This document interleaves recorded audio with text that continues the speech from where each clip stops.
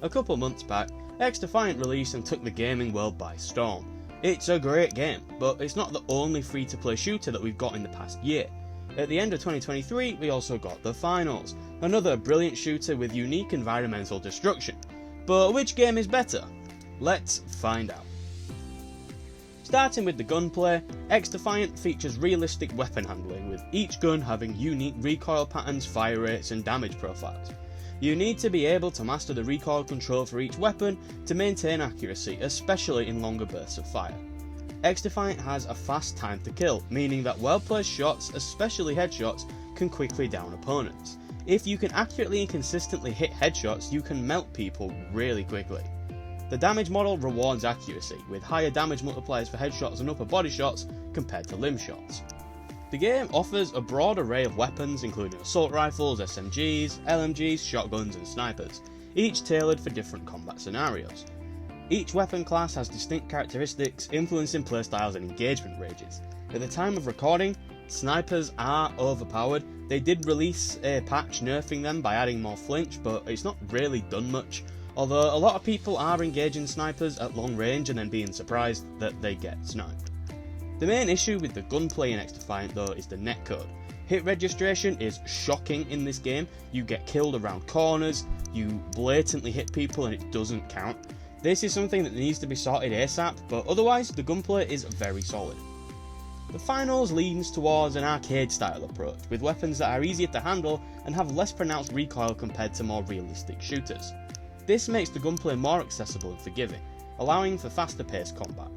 Whilst ADS is present, it's less critical than in Xdefiant. Hipfire is a viable option in short bursts in close quarters, and it is pretty accurate, supporting the game's fast and fluid movement. This promotes a run and gun playstyle where players can stay mobile while shooting.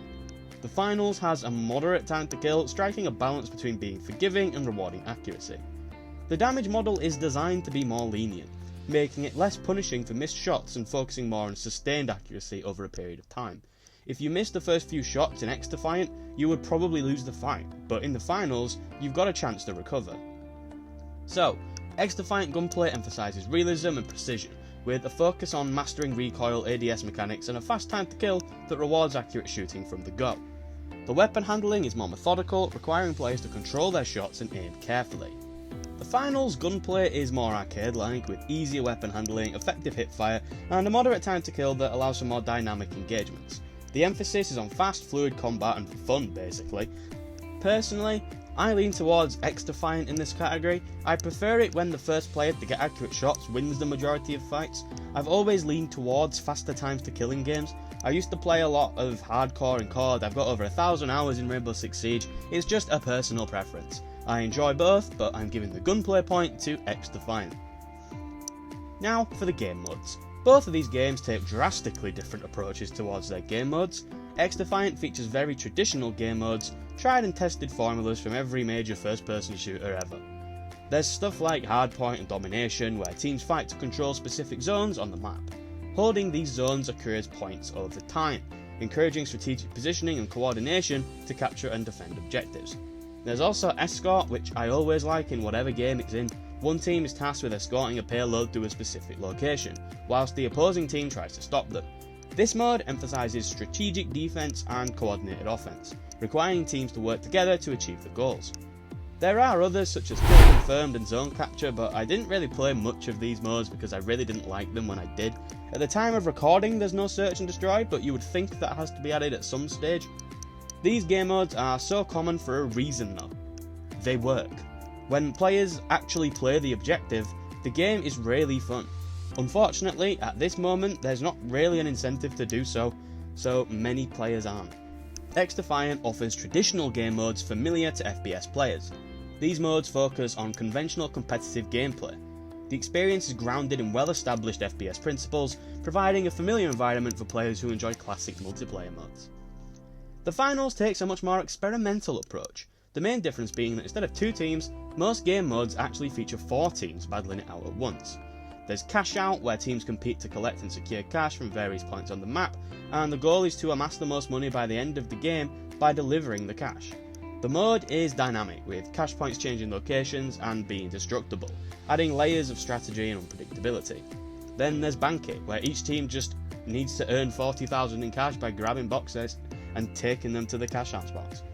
They've also added a couple new ones. There's Power Shift, where there's a moving platform which players must control to move it to one side, a bit like Tug of War, and it's a ton of fun. There's also a Search and Destroy type mode that I didn't really find too fun when I played it. The Finals introduces more creative and dynamic modes. These modes emphasise variety, unpredictability, and interactive environments. The gameplay is designed to be more flexible and chaotic, encouraging innovative strategies and spontaneous action. In essence, Xdefiant's game modes cater to players who prefer structured, competitive gameplay, whilst the Finals offers a more imaginative and varied experience on a game-to-game basis. And for that reason, I'm going to give the game modes point to the Finals, tying us up at 1-1. Now, for the maps. Xdefiant maps are designed with traditional FPS principles, featuring 3 defined lanes and choke points. These layouts support predictable movement and strategic planning.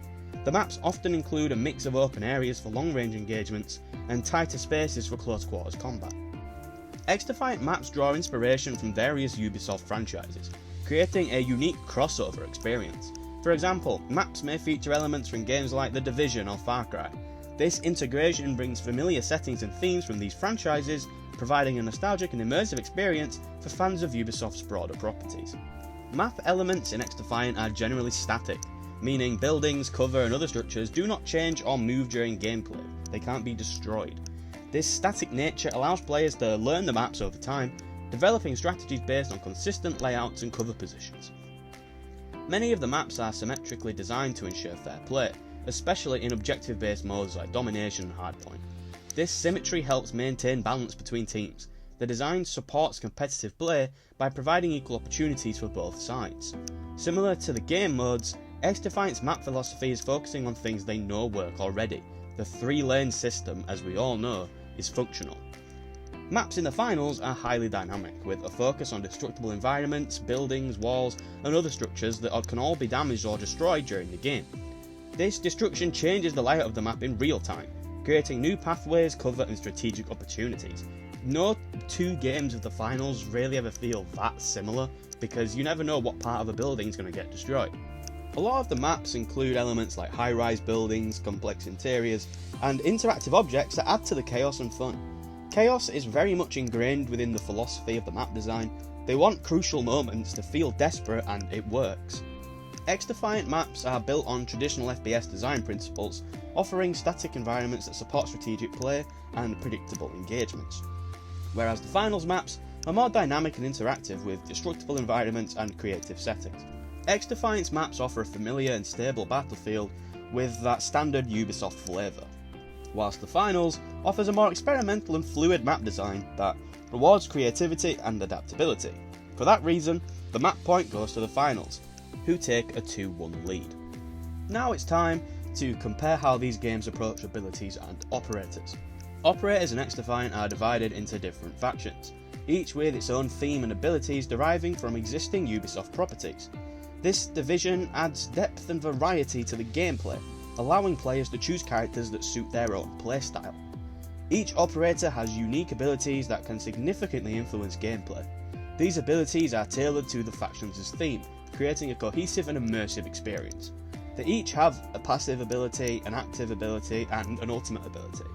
This gives you a lot of freedom in terms of what sort of role that you wish to play. The game sort of emphasises the balance and synergy between different operators and their abilities. You can form teams where the operators' abilities complement each other, encouraging teamwork and strategic planning. Some are of course stronger than others, but with each operator playing so differently, the replay value increases exponentially. While the Finals also features different characters with unique abilities, the roles and distinctions between these characters are a lot less defined compared to Xdefiant. The Finals has different sizes as its builds, with certain builds only being allowed certain weapons. The customization options in the Finals are a lot more limited, which can make the characters feel less personal and reduce the depth of strategy related to character choice and loadout configuration. You can't even customize attachments, you get whatever the gun comes with. The synergy between characters and team dynamics in the Finals is not as strong as in Xdefiant. Whilst the game is much more team oriented than Xdefiant, this isn't replicated in its build diversity. Xdefiant excels in its hero system by offering diverse, well-defined operators with unique abilities and extensive customization options, which promote strategic gameplay and team synergy. In contrast, the final struggles with less defined character roles and limited customization, making its ability operator style system less effective in creating an engaging experience, which is why this point will go to Xdefiant, with things now tied at 2-2. Hi everyone, this is me. Look how cool I am. Just wanted to take a 15-second break from the video to say that if you're enjoying the video, then please consider taking a look at some of the other videos on the channel. If any look interesting to you, check them out. You'll be doing yourself a favour if you really think about it, and then subscribe while you're there. I would love to hit 1,000 subscribers by the end of the year, so I'd really appreciate it if you stuck around as long as you enjoy the content. I even have a playlist on the channel for what I think are some of my best videos, so they're easy viewing. Thanks guys, back to the video. With things tied at 2-2, we're going to need a tiebreaker, and how we're going to do this is by assessing the future of each game. Black Ops 6 releases in a few months, and it is a big ask for 2 free-to-play multiplayer first-person shooters to survive this. But one of them could make it through unscathed. To start with Xdefiant, the game has issues that need fixing immediately. The netcode is inexcusable, and sniping is a problem. But there is so much potential going forward if they can fix those things. Having that capability to dive into Ubisoft's deep catalogue for content, such as maps and characters, puts them in a brilliant position moving forward, although on the flip side, there's very little progression at the time of recording, although it is worth noting Season 1 is just starting. The finals is in a much different predicament. Embark just don't have that kind of firepower behind them, so they'll have to be even more creative with future content. They've already released new game modes and new maps since release, but the player count is dwindling, which is of course natural for a free-to-play FPS, but it's still worth noting. The finals is pretty unique, and the talent in the dev team should be able to come up with something, but it won't be as easy as Xdefiant. For the reasons given above, I believe that Xdefiant will have a brighter future than the finals going forward, thus the tiebreaker point goes to Xdefiant, as they win the video 3-2. Thank you for making it to the end of the video. I hope that you did enjoy it. If you did, then please consider leaving a like, as that would greatly help me out. And if you want to see more videos from me, then you should subscribe, because I upload weekly. But that is all. Have a nice day, and goodbye.